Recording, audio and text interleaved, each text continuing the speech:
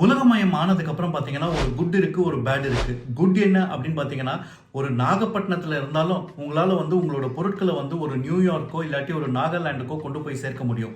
Bad என்ன அப்படின்னு பாத்தீங்கன்னா காம்படிஷன். இன்னைக்கு நீங்க ஒரு பொருளை வாங்கணும்னு நினைச்சாலே நிறைய காம்படிஷன், நிறைய சாய்ஸஸ் இருக்கு. சரி, இதுல இருந்து தப்பிக்கிறதுக்கு வேற வழியே இல்லையா அப்படின்னு நீங்க யோசிச்சீங்கன்னா வழி இருக்குங்க. அதாவது வந்து உங்களுடைய பொருட்கள் இல்லாட்டி உங்களோட சர்வீஸ்க்கு ஒரு தனித்துவம், நிஷ் அப்படின்றத நீங்க கிரியேட் பண்ணி ஆகணும். உதாரணத்துக்கு பார்த்தீங்கன்னா ட்ரிப்ளிகேண்டில் இருக்கிற ரத்னா கேஃபே இன்னைக்கு வந்து பிரேக்ஃபாஸ்ட் சாப்பிட்றதுக்கு நீங்கள் எந்த ஹோட்டலுக்கு போனாலும் அதே 2 இட்லி சட்னி சாம்பார் தான் அப்படின்னு இருந்தபோது இவங்க என்ன பண்ணாங்கன்னா அந்த 2 இட்லிக்கு மக்கு நிறைய சுட சுட சாம்பார் ஊற்றி ஒரு தனித்துவம், ஒரு நிஷ் கிரியேட் பண்ணாங்க. இதை அவங்க ரொம்ப காலத்துக்கு முன்னாடியே காம்படிஷன் ஹேண்டில் பண்ணுறதுக்கு பண்ணிட்டாங்க.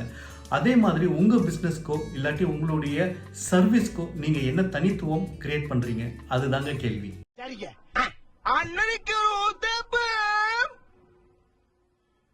அட பிக்காளிப்பழ, அரை மணி நேரமா கதையா சொல்லிருக்கேன். அம்பட்டுக்கும் சரிங்க சரிங்கன்ட்டு ஒரே வார்த்தையில ஊத்தப்பம்னு போயிட்டானே.